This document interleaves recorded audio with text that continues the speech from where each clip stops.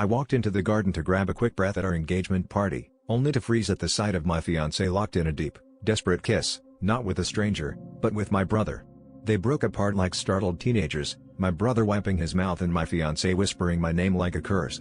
The laughter and music inside felt like a cruel soundtrack to the slow-motion car crash unraveling in front of me. My whole body went numb, but I couldn't even scream. All I could do was stare, feeling the world tilt beneath me. Instead of calling it off, I pulled them aside and made a proposal of my own. Keep everything as it is, but let's be honest about what's happening behind closed doors. I told them I could handle the secret, that we could keep up appearances for the family and figure it out together. Maybe I was desperate, maybe I was just terrified of losing both of them at once. They looked at each other, then at me, and agreed far too quickly, their expressions unreadable. I told myself I had control of the situation, but in truth, I was already spiraling. Days later, I came home to a silent apartment. Their things were gone, the ring left on the kitchen table, a note in hurried handwriting, "We're sorry.